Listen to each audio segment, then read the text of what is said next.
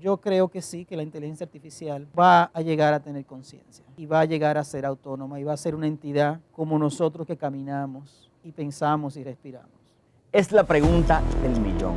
¿Cómo aprovechamos al máximo la inteligencia artificial? Carlos Miranda Levy, reconocido por la MIT como un líder influyente en el ámbito tecnológico, nos explica cómo mantener conversaciones efectivas con la inteligencia artificial y cómo apoyarnos en esta para lograr una educación mucho más personalizada y efectiva.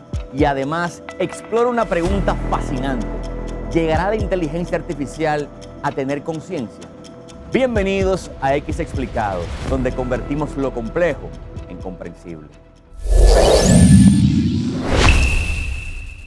Carlos, gracias. Es un placer tenerte aquí. Mira, el primer tema que yo abordo, y me gusta hacerlo mucho con los estudiantes, cuando hacemos talleres con los estudiantes, es, antes de hablar de inteligencia artificial, hablemos de inteligencia. Empecemos por ahí. ¿Qué es la inteligencia? Y una de las razones por las que yo hago, obviamente, como a mí me gusta trabajar en abstracción, o sea, si tú me estás diciendo algo, primero vamos a ver la base, de dónde viene. Pero el otro día estaba escuchando un podcast, el podcast de Lex Fridman, no me acuerdo quién era el entrevistado, creo que era un francés, donde él decía, a mí me ofende que se diga inteligencia artificial, porque tú estás asumiendo entonces que la humana es la única que es natural. Cuando él decía, y fíjate la ventaja de uno escuchar mente brillante, él decía, hay todo un abanico de inteligencias.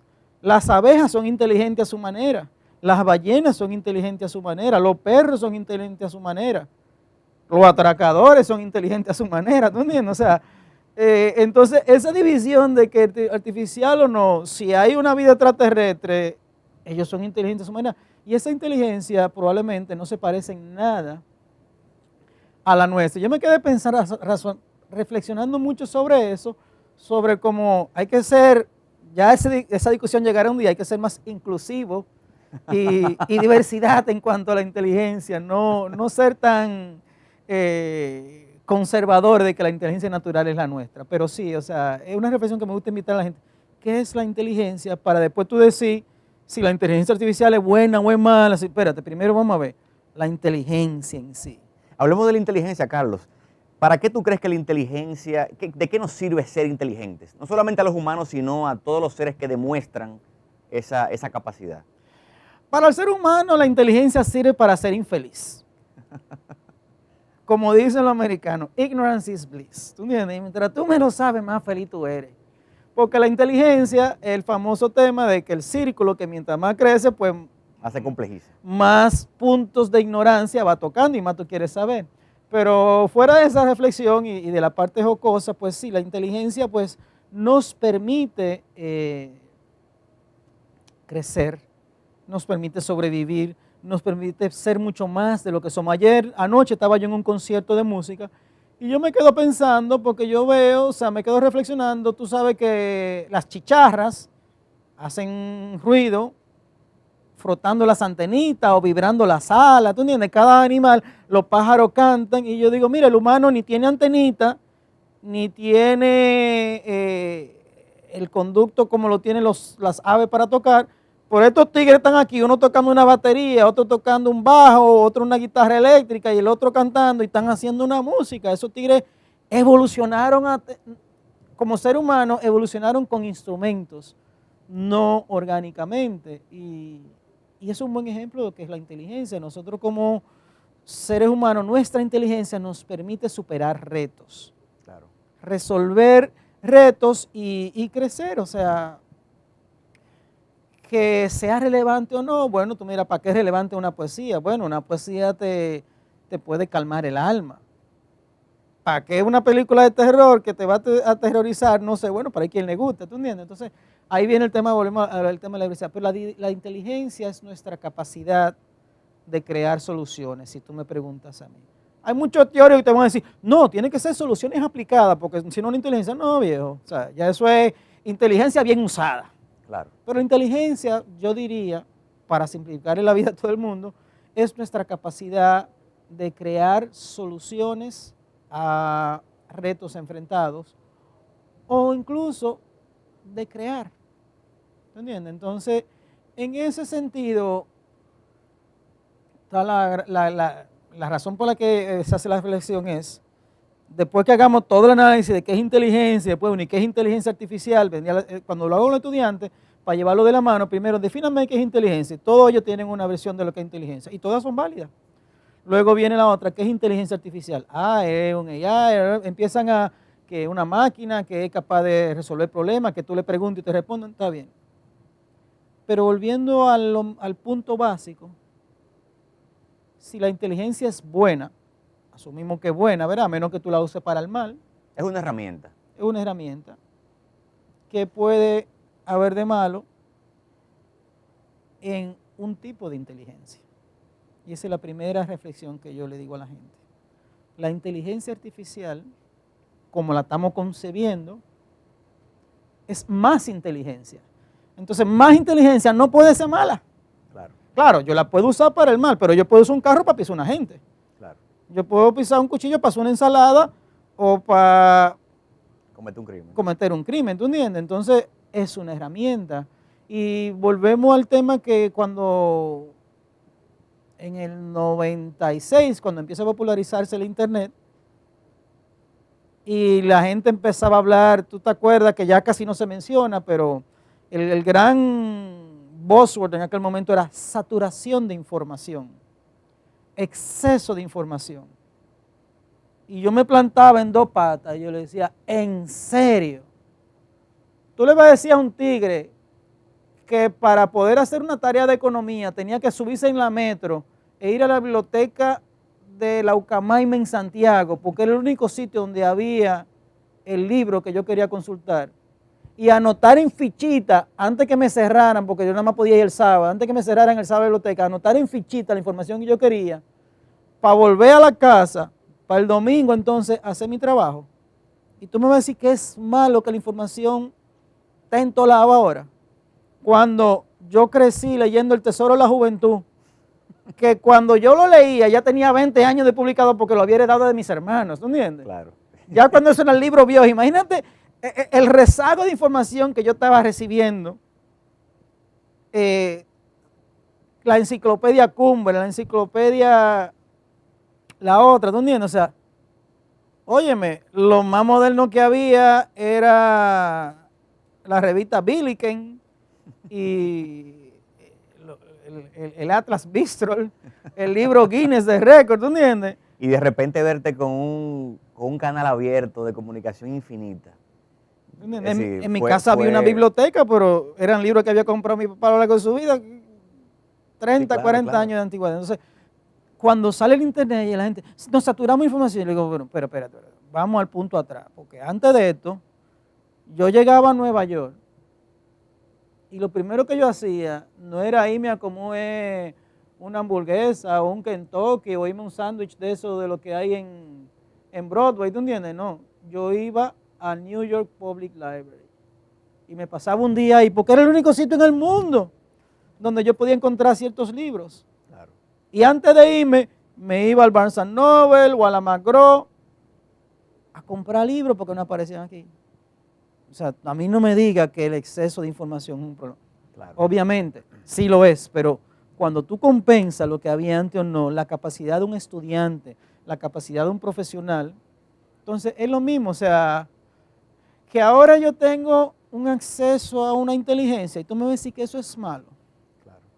No, yo creo que la humanidad está muy abierta a recibir los beneficios, aceptar los beneficios de la IA y utilizarlos en su favor, como ya lo estamos haciendo.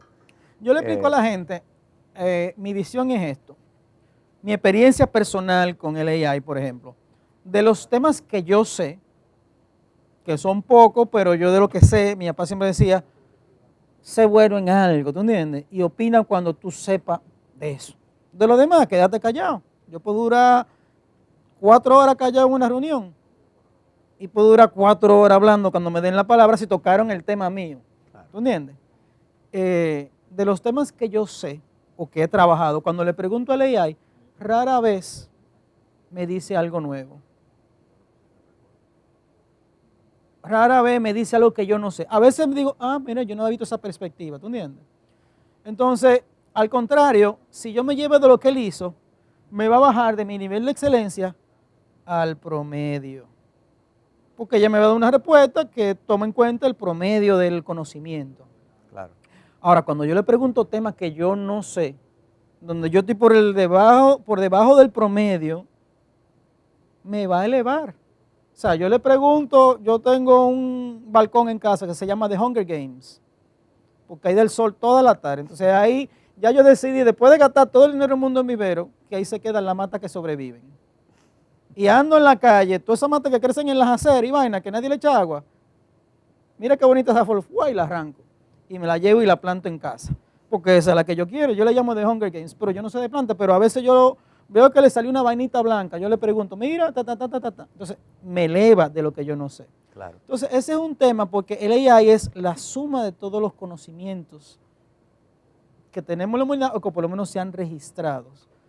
Es la suma, pero a la hora de responderme no me va a dar la respuesta más personalizada o más a mi medida, a menos que yo se lo pida. Claro. Entonces, tenemos esa ventaja, pero para que quede clara la respuesta ahí es, el AI me eleva a la gran mayoría del público de este conocimiento que estamos aquí, este nivel de conocimiento sobre lo que sea. ¿Cómo yo le puedo preguntar ahora mismo, cómo yo debo iluminar una entrevista de podcast? Yo no sé de eso, ya tú le preguntas, ya te va a decir, tú necesitas iluminación mínima de 3 puntos, preferiblemente de 5 puntos, y tú necesitas 3 cámaras mínimas, preferiblemente 5, una para toma amplia, otra para close-up, otra móvil. Yo no sé de eso, pero el AI ya me puso ahí. Claro. Entonces ya yo sé, cuando vaya a llamar al técnico, mira, esto es lo que yo quiero, y el técnico hará su trabajo. Entonces me eleva, entonces es una parte importante, el AI nos eleva de un nivel de conocimiento, nos pone a la altura de la humanidad. Carlos, una pregunta interesante que quiero hacerte. Se habla mucho de AGI, que es la inteligencia, Artificial General Intelligence, la inteligencia general artificial, versus la que tenemos actualmente, que es esa capacidad de tener una conversación inteligente. Pero ¿dónde tú crees que va realmente a separar lo que hoy conocemos como inteligencia artificial de ese AGI que se supone que viene, que ya va a ser una inteligencia mucho más amplia, mucho más poderosa? ¿Cuándo tú crees que viene primero y cuál va a ser la diferencia? ¿Qué va a cambiar? Mira, hay dos cosas. Primero, antes que el AGI, vamos a ver mucho desarrollo de inteligencias artificiales especializadas. Okay. En particular con los avances que han habido en los últimos meses, donde tú sabes que la inteligencia artificial requiere unos procesadores que consumen mucha energía, hay mucha capacidad de procesamiento necesario para correr. ¿Tú entiendes? En los últimos meses se ha hablado de unos modelos que pueden correr con menos capacidad de procesamiento. Okay. El 1-bit, hay varios modelos que se está hablando donde tú no necesitas tener una batería de GPU NVIDIA y de CPU NVIDIA ahí corriendo para hacerlo, sino que tú lo puedes correr en una PC que nos van a permitir correrlos en un teléfono, que nos van a permitir correrlo en unos audífonos. ¿Tú entiendes? ¿Por qué? Porque para ciertas cosas, la iluminación, por ejemplo, estos tigres duraron, ¿cuánto le tomó a estos tigres ponernos la iluminación a nosotros? Ellos duraron como 20 minutos discutiendo y con una vaina blanca y un sensor y una vaina, ¿entiendes? Tú vas a poder tener un aparatico que tú lo ponías ahí, plan, es más, al micrófono, integraban el micrófono, siéntate ahí. Y ella va a hacer así, ¡fuap! Y le va a decir, gradúalo a tanto. Con un AI que va a considerar 28 cosas y que se va a actualizar con las recomendaciones o que se va a actualizar con el fondo de atrás. Entonces, primero, por eso le digo a la gente, hay mucho que vamos a lograr antes del AGI, ¿tú entiendes? Hay mucha inteligencia muy especializada. Que ya lo estamos viendo con el tema de los GPTs, ¿no? De los que son ChatGPTs especializados en diferentes temáticas, que saben mucho de un área quizás muy particular y te puedes ir más profundo con esos GPTs que con cosas tan simples como recomendaciones de compra, recomendaciones de qué estudiar, recomendaciones de dónde viajar, de qué cenar, ¿tú entiendes? Hasta ahora, esas recomendaciones, tenemos 20 años viéndolas, Google la hace, Amazon, pero hasta ahora la mayoría me han sido a fuerza bruta. Agarrar tu patrón de consumo, que si yo quiero, ahora vamos a tener algo más elegante para miles de cosas. Entonces vamos a tener un desarrollo de muchas inteligencias muy especializadas. Ahora viene algo que nos va a sorprender, que es la segunda ola de innovación. Normalmente, cuando sale una tecnología disruptiva, pues todo el mundo queda, wow. Pero tú te conoces el gran teorema de Christensen, ¿tú entiendes? El Innovator's Dilemma, el dilema del innovador. El innovador crea una tecnología innovadora, demuestra que hay un mercado, trabaja para sacarlo a la luz y lograrla ahí, y después se queda atrás porque se especializó tanto en construir esa solución que no ve la ventaja de lo que vienen atrás, que dicen, pero yo puedo hacer eso, pero de otra forma. Claro. Pero ya él tiene 10 años haciéndolo así, o invirtiendo así, y aparece otro que te dice, pero yo lo puedo hacer sin celular, o yo lo puedo hacer con menos memoria, ¿tú entiendes? Entonces, ahora viene una segunda ola. Cuando creamos el internet, por ejemplo, ¿verdad? Está la posibilidad de websites. Y los que quieren crear en el internet están viendo lo maravilloso de poder publicar y compartir informaciones. Pero llega una segunda ola de emprendedores, de innovadores, que agarran esas herramientas y crean e-commerce, grupo de chat, videojuego en línea, sitio para compartir. Por ejemplo, había en una entrevista reciente a Jeff Bezos, él dice, ¿qué yo quiero hacer en mi vida? Bueno, yo quiero, uno, que mi nueva compañía sea la compañía más decisiva del mundo, o sea, que sea la que tome decisiones más rápidas. Está bien, eso. La otra cosa que él dice, yo quiero ser el sitio de lanzamiento, o sea, yo quiero darle la capacidad a una nueva generación de emprendedores en el espacio. Entonces, fíjate lo que él dice, y es para llevar al punto que yo decía. Él dice, cuando yo creo Amazon, yo pude crear Amazon porque había un internet que otra gente creó y porque había tarjeta de crédito que otro sistema creó. Claro. Yo agarré esos dos y puse una tienda en línea. Pero si yo hubiera tenido que inventarme el internet para yo poder vender libros e inventarme una vaina de cobro para yo poder vender libros, no hubiera podido. Pero como alguien se inventó el internet y alguien se inventó la tarjeta de crédito, yo creé eso. Entonces dice, yo quiero para los emprendedores del espacio ser la compañía que tú quieres poner un satélite, viejo, $300 y tú tienes tu satélite. Y hay una generación entera de emprendedores que van a crear satélites para hacer videojuegos, para hacer show lumínico, para hacer obituarios, para hacer lo que sea. Él dice, ni idea tengo yo, pero yo quiero ser el que facilite eso. Eso mismo pasa con todas las tecnologías, ¿tú entiendes? Tú te inventas el carro, pero tú nunca te inventaste que el carro era para que iba a haber un RV, que tú ibas a tener un carro donde la gente vive. O que el carro iba a ser un vehículo refrigerado, que el carro iba a servir para vender helado, o sea, tú te inventaste el carro.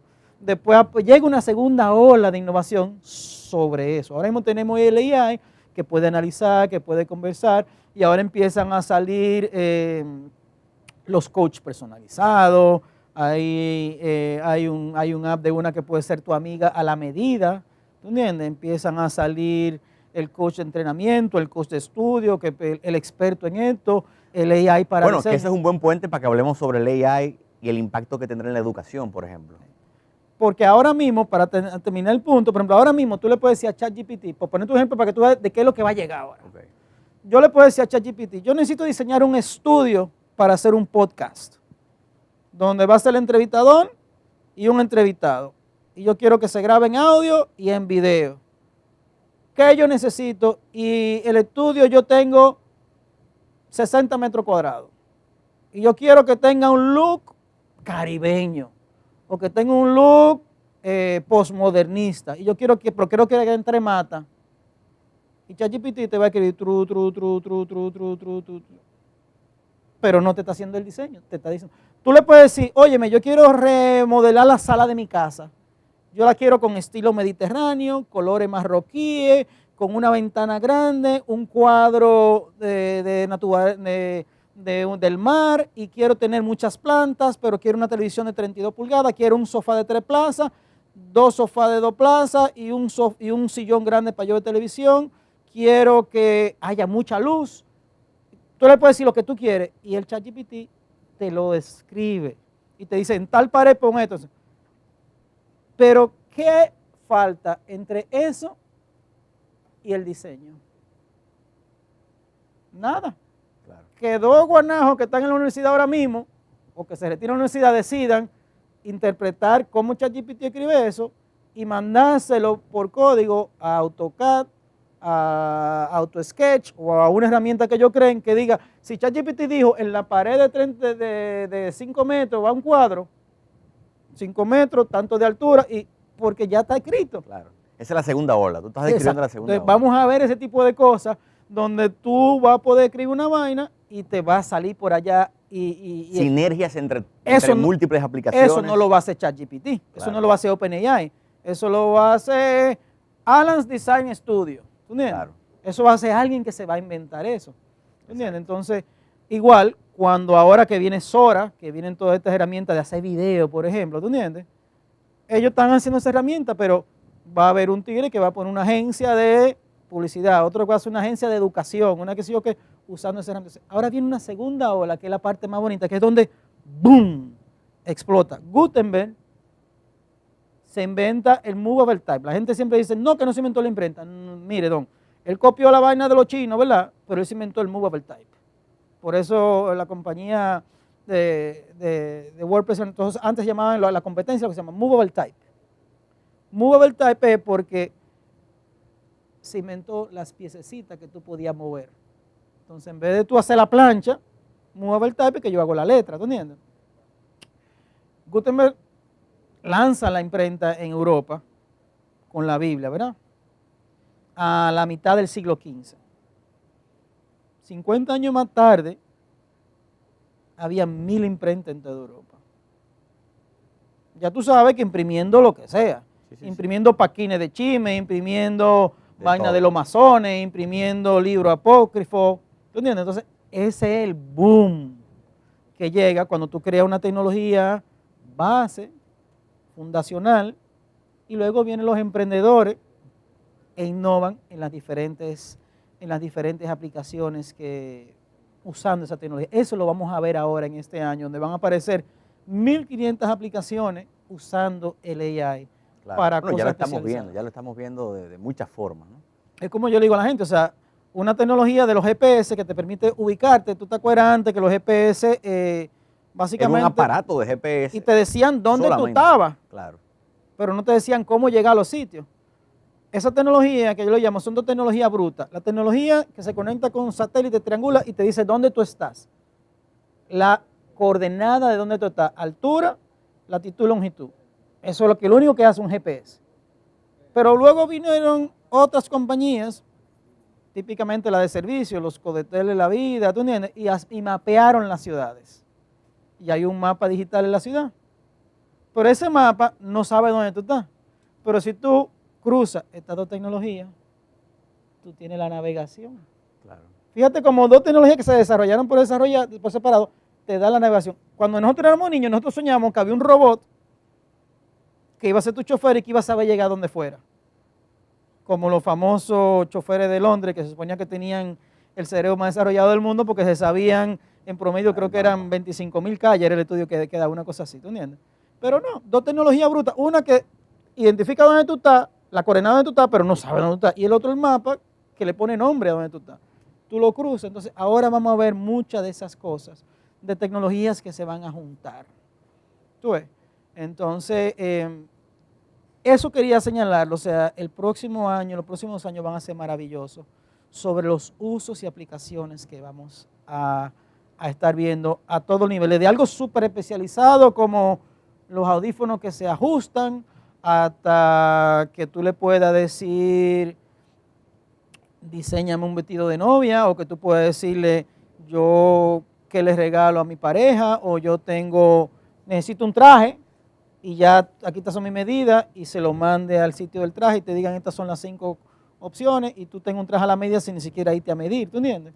Por decir... Sí, Carlos, si tú tuvieras que recomendarle a los emprendedores que empiecen a pensar en cómo aplicar la AI de forma creativa, interesante, ¿por dónde tú empiezas a tener ese tipo de análisis? Mira, ¿no? los emprendedores básicamente, hay dos factores que determinan a los emprendedores. Uno ve la gente dando un taller y hay dos cosas nada más que determinan lo que es un emprendedor.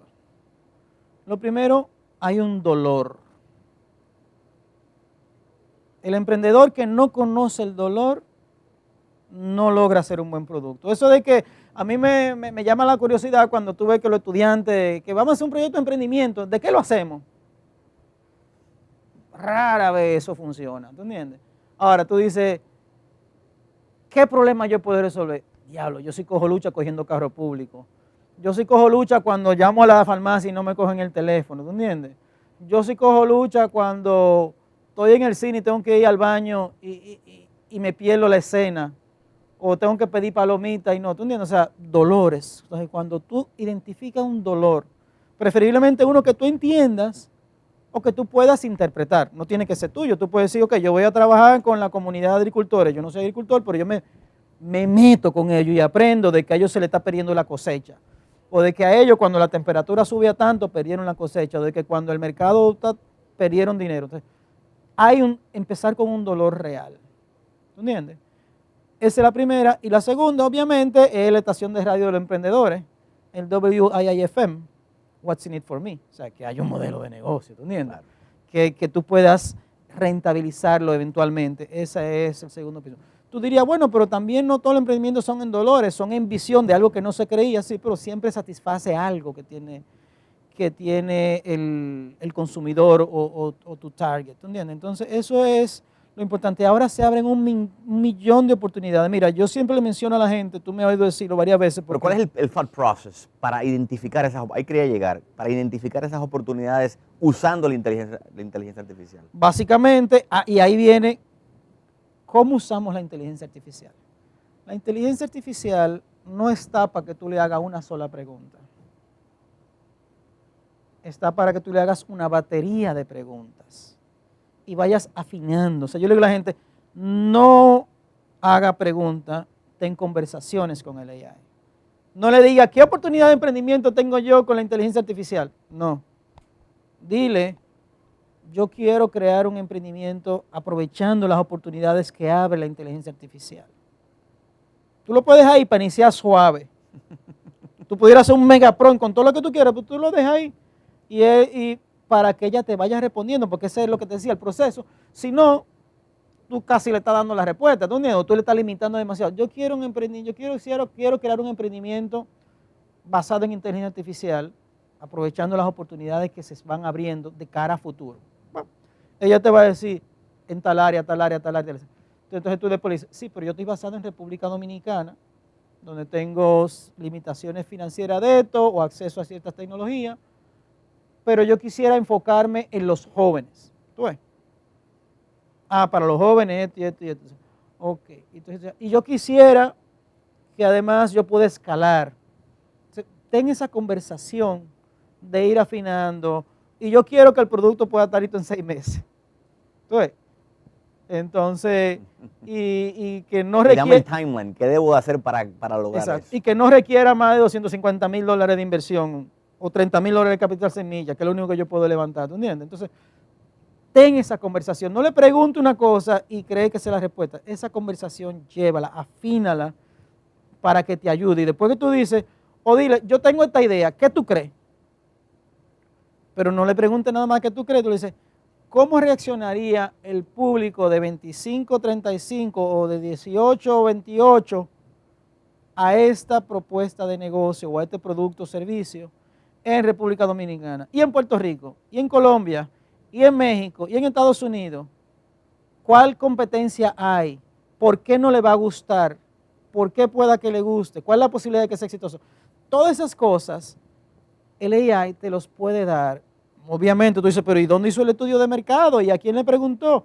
Bueno, te va a dar lo que le llamamos, en inglés se dice un educated guess, una respuesta educada o una estimación aproximada, que no es 100% exacta, pero es un 80, 70% probablemente adecuada. ¿Por qué? Porque ella va a consultar todos los estudios de mercado que ya le han alimentado, todos los productos que se han lanzado para ese público, todos los análisis de por qué funcionó o no funcionó. Entonces, te va a dar una perspectiva. No es que es correcto, puede que esté equivocado, puede que la recomendación no sé, pero te va a dar buenas recomendaciones. Entonces, tener esa conversación. ¿Y qué pasa si hay cambio de gobierno? ¿Y qué pasa si la guerra en Medio Oriente se complica. ¿Y qué pasa si los chinos esto? ¿Qué pasa si los chips suben? ¿Tú entiendes? Que tú puedes ver todos esos escenarios y avanzar muchísimo. Carlos, ¿y cómo va? Hay un ejemplo, perdón, también que tú puedes hacer, y esa idea me la dio un día nuestro amigo Gilberto Pío, donde, fíjate que tigre Gilberto, él es muy brillante, él le dice, oye, tú le puedes decir a ChatGPT, prepárame un estudio de mercado para tal servicio, en tal producto, o tal servicio, tal producto, para tal mercado, en tal área. Okay. Prepárame un cuestionario para yo entrevistar a mi público target, ¿tú entiendes? De tal condiciones en tal, por ejemplo, yo quiero, hazme un cuestionario para yo ver las preferencias de uso del AI o la preferencia de salida o la preferencia de baile de los jóvenes 18-28 del Gran Santo Domingo después de las 10 de la noche, por ejemplo. O lo que sea. Sí. Hazme un cuestionario, ya te hace el cuestionario. Y tú sabes la brillante idea que me dio Gilberto un día. Ahora, aliméntale el cuestionario al GPT y dile, respóndemelo como si tú fueras un grupo de 30 jóvenes de 18 a 28 y te lo vas a responder. Obviamente, no es el estudio de mercado, pero te va a dar una aproximación. Y antes de tú gastar $30,000 en salir a preguntar a los jóvenes, ya tú tienes más o menos una idea de lo que ellos te pueden responder. No lo sustituye, no te estoy sugiriendo que haga, ¿tú entiendes? Pero te va ahorrando tiempo, porque te va a decir, óyeme, los jóvenes dijeron que no les interesa eso, y tú sabes que yo creo que eso es lo que ellos van a responder. Entonces, tener una conversación. Que el AGI me imagino que será mucho más preciso con sus respuestas, Claro. con ese tipo de respuestas. Entonces, está el tema de que tú puedes crear un prompt súper complejo, pero a mí no me gustan los prompts súper complejos porque van limitando la respuesta. Yo prefiero un prompt súper simple e ir trabajando. El otro día me tocaba crear un plan de capacitación era el tema de gestión de riesgos y área de seguro. Y yo dije, ¿tú sabes qué? A las 6 de la mañana me levanté, me senté a las 5:30. Tengo que preparar un plan de inducción sobre gestión de riesgo y cotizaciones de seguro, creo que era, ¿no? Pero era más que nada gestión de riesgo, pero había un enfoque al final en seguro. Ah, sí, su temario debe incluir, me dio 5 puntos. Como ya estamos en mi área, yo me los 5 puntos y le digo, inclúyemele además esto y esto y esto, que son cosas que yo sé que debe tener, no está, ella no me lo puso. Inclúyemelo. Perfecto, me lo reescribió. Yo le digo, ok, reorganízamelo ahora, ponme este punto primero, ponme este atrás. Yo le digo, desarróllame el punto 2, inclúyemelo en el programa. Ok, cuando veo lo que me desarrolló, le digo, ahí me falta tal y tal.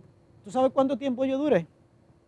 Desde las 5:30 de la mañana hasta las 3 de la tarde, con una pausa para pasear a la perra y bañarme, otra pausa para ir a la oficina, pero después fue non-stop, teniendo esa conversación, refinándola. Al final, ¿quién hizo ese programa de capacitación?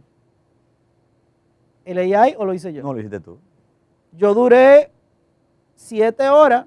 Sí, fue un trabajo en conjunto, pero el que sacaste la respuesta correcta fuiste tú. Y tenía la visión que yo quería, Claro. el modelo que yo quería, ¿tú entiendes? Entonces, eso, y fue a través de prompts simples, en vez de prompts súper complejos, simples, pero ir afinando, ¿tú entiendes? Entonces, eso es importante. Mira, no quiero que se nos quede, tú preguntaste sobre el AGI, que es el gran cuco detrás de la mente de muchas personas, si va a tomar conciencia, si va a ser inteligente, si va a ser autónomo. Entonces, yo aprendí a programar a los 9 años, y desde niño yo veía la película y yo me reía cuando salía que el AI se levantó, que tomó conciencia, ¿tú entiendes? Que la computadora ahora es autónoma. Y decían, no puede, porque lo que hace fui yo que se lo programé. O sea, yo que crecí viendo que lo que ella hace es específicamente lo que yo le dije. Claro. ¿Tú ves? Pasa lo siguiente. Hoy día los AI son mucho más complejos. Y lo que ella hace no es específicamente lo que yo le dije. Cuando cualquier AI te da una respuesta, está usando un conjunto cada vez mayor de modelos, de algoritmos de diferentes fuentes. El proceso de machine learning, el proceso de entrenamiento que se le ha hecho, pero también cómo se analiza, ¿tú entiendes? Como te decía ahorita, si la semántica, la sintaxis, la intención, ¿tú entiendes? Cómo se construye la respuesta que te da, cómo procesa eso, no es tan claro. A veces en los mismos administradores te dicen, yo no sé cómo ya llegó a eso, pero tú estás trabajando con múltiples fuentes, con múltiples modelos. Entonces es más complejo y no podemos predecir realmente qué es lo que va a pasar. Pero tú dirás, bueno, pero sí, que una cosa es que parezca que es inteligente y otra cosa es que lo sea. O una cosa es que parezca que tiene conciencia y otra cosa es que la tenga. Está el famoso dicho de que si grazna como un pato, camina como un pato y se parece un pato, es un pato. Pero no, yo estoy claro de que puede parecer que tiene conciencia, pero no la tiene. Ahora, si actúa de forma autónoma, que la tenga o no la tenga, no importa mucho porque va a actuar de forma autónoma. Ahí viene la famosa, volviendo a lo primero, que es la conciencia. ¿Quién soy yo? ¿Por qué yo soy yo? ¿Es mi alma o es mi cerebro que está razonando? O yo sencillamente soy una máquina, yo estoy aquí hablando porque hay una neurona y una sinapsis caminando ahí, ¿tú entiendes?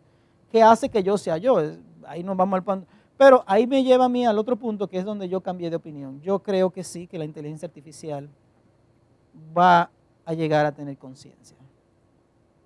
Y va a llegar a ser autónoma y va a ser una entidad como nosotros que caminamos y pensamos y respiramos. Completamente artificial, si tú le quieres decir, pero va a tener conciencia. ¿Por qué? Por un razonamiento que yo hice muy simple. La conciencia o el alma nada más tiene dos fuentes posibles. ¿Verdad? Una, si tú eres creyente, vino Dios y te tocó y te dio un alma. La segunda, nuestro cerebro ha ido evolucionando de forma tal que la forma en que está estructurada, las diferentes áreas del cerebro, la sinapsis, las neuronas, todo eso, llega un momento de nuestro desarrollo biológico donde surge la configuración que le llamamos conciencia. Tú me dices, la conciencia no es más que una configuración de nuestro cerebro que nos crea esta entidad que consideramos conciencia. Entonces, si esas son las dos formas que haya conciencia o alma, yo te diría, bueno, si un grupo de neuronas y células especializadas que necesitan oxígeno, que corren con alrededor de 32 watts de energía, ¿tú entiendes? Se organizan de forma aleatoria o evolutiva y crean una conciencia, no hay ninguna razón por la que billones, no hablamos de millones, billones de líneas de código que se está reescribiendo a sí mismo y reconfigurando a sí mismo, en cierto momento crea una conciencia. Claro. Porque si esto pasó porque sí, aquí, de forma evolutiva, pues ahí va a pasar también. Cuando aquello corre mucho más rápido, no se cansa, no necesita, ¿tú entiendes? No necesita de reposo, no se muere. Entonces, si la conciencia surgió de forma autónoma en nuestro cerebro, pues va a surgir ahí.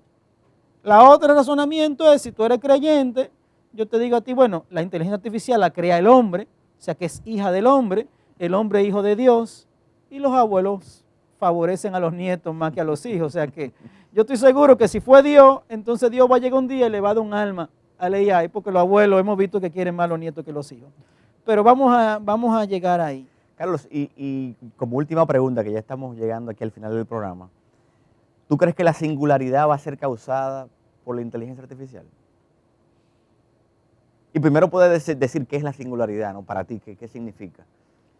Mira, la singularidad se define como el momento en donde las máquinas se vuelven autónomas, donde las máquinas se pueden crear a sí mismas. Hasta ahora, que es lo que precisamente el razonamiento anterior, hasta ahora nosotros creamos las máquinas y creamos programas para que hagan cosas. Estamos llegando a un momento en la inteligencia artificial donde los programas crean programas, donde los programas se pueden autorreparar. Como yo le digo a la gente, óyeme, todo el mundo está pensando que si el AGI y que no sé cuánto, y yo le digo a la gente, cuando tú tienes esto es algo bien arcaico, pero cuando tú tienes una pelea en el barrio, ¿de dónde viene el golopón? De cualquier lugar. De donde tú menos lo esperas. Entonces todo el mundo está pensando que si ChatGPT, que sé yo cuánto, ¿tú sabes de dónde viene el coso? Hay dos disciplinas ahora mismo, una se llama computación evolutiva y la otra es redes distribuidas. Eso va a acelerar la llegada de la singularidad. ¿Qué es computación evolutiva? Computadoras que están diseñadas de cero para evolucionar. No para que tú la uses, sino para ella misma ir creciendo, y software que está diseñado para ir evolucionando y aprendiendo, ¿tú entiendes? Eso obviamente tú lo alimentas con AI y se dispara. Y lo que es red distribuida es como nuestro cerebro. Todas las neuronas están conectadas, pero en la red distribuida lo que ella sabe, ya yo lo sé. Entonces lo que sabe Alan, lo que saben Carlos, lo que sabe Pedro, en el momento que Pedro lo sabe, ya yo lo sé. Entonces eso combinado nos va a llevar, o sea, son disciplinas que debieran ponerle más atención, pero la singularidad va a llegar en el momento en que las máquinas van a crear máquinas, van a evolucionar y van a ser, y no sabemos dónde van a llegar. Ahí viene la gran incertidumbre, no sabemos, ahora mismo no sabemos qué va a pasar. De la misma forma que tú le haces una pregunta y tú no sabes, de la misma forma que un escritor se siente a escribir un libro y no sabe qué va a pasar en el libro. Él puede tener una idea de la trama, pero en la medida que lo va escribiendo, entonces van a pasar. Mira, no debemos dejar de tocar el tema de la educación. ¿Tú entiendes? Entonces, porque es un tema de gran preocupación, yo estoy consciente de eso. Lo primero, el AI, es como yo le decía a la gente que no, que a los muchachos no se les puede un celular. ¿Y qué tú quieres que yo le dé? ¿Un teléfono bruto para que sean brutos? Yo prefiero dar un teléfono inteligente para que pueda ser inteligente. Entonces, tú debes pensar en el AI como un asistente personal que te permite aumentar tu inteligencia, aumentar tu capacidad de saber cosas. Yo a veces estoy corriendo, estoy caminando y le pregunto al AI porque el app te permite hablarle. Mira, ¿qué tú piensas de esto? Y me va dando respuestas, ¿tú entiendes? Entonces, es un asesor permanente. ¿Qué más tú quisieras que tu hijo tuviera un tutor, tuviera un coach 24/7 al cual le pudiera preguntar cosas, ¿tú entiendes? Entonces, eso es sumamente importante. En el caso de los profesores, por ejemplo, me gusta señalar a los profesores algo bien claro, porque yo lo he hecho. Por ejemplo, mi hijo tenía preocupación el otro día de un examen de gramática y sobre el pasado simple, que en francés es bastante complejo.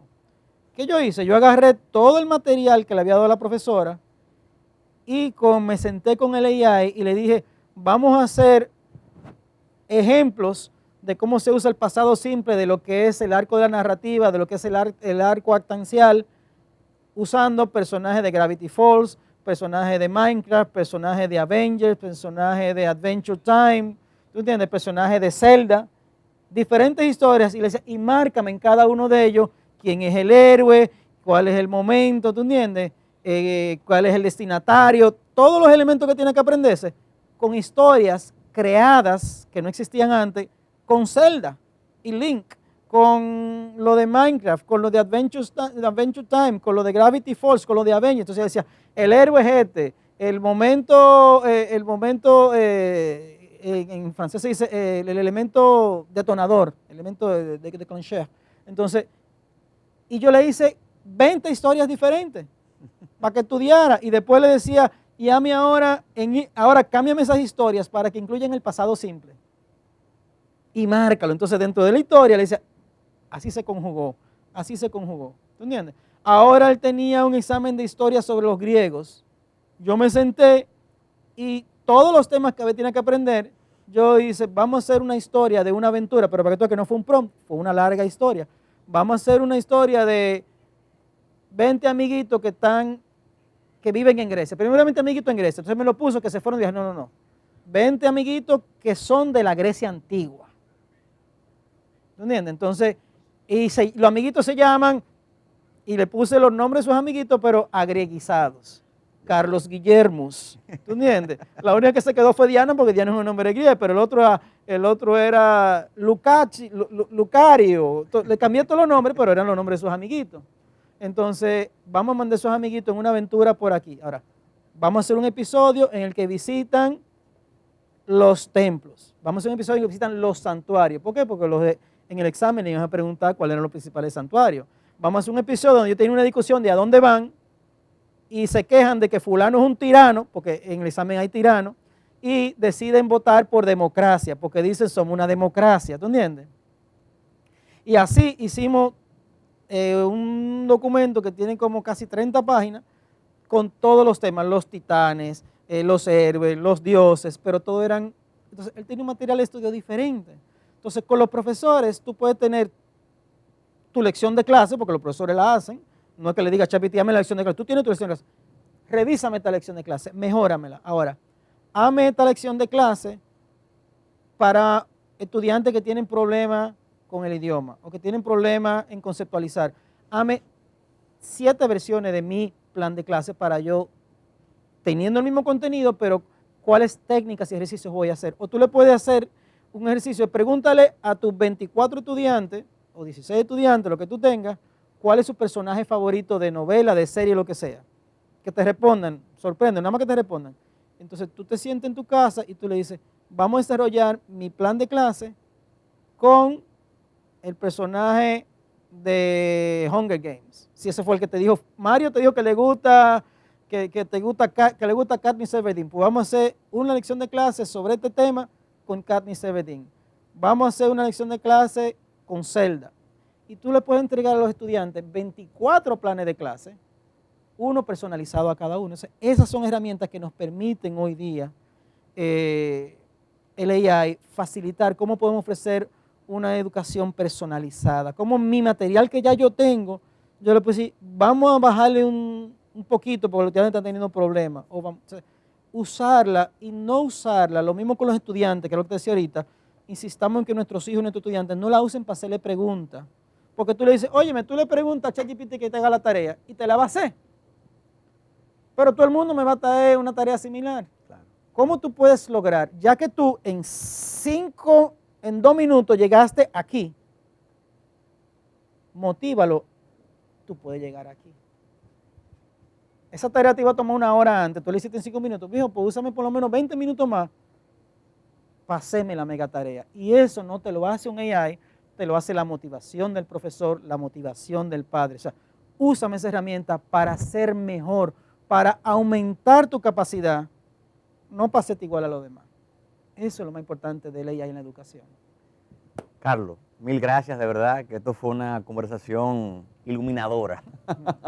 Te agradezco la visita. Este fue un episodio más de X Explicado. Muchísimas gracias, Carlos. Gracias. Esto fue X Explicado, el podcast donde convertimos lo complejo en comprensible. Si disfrutaste este episodio, compártelo.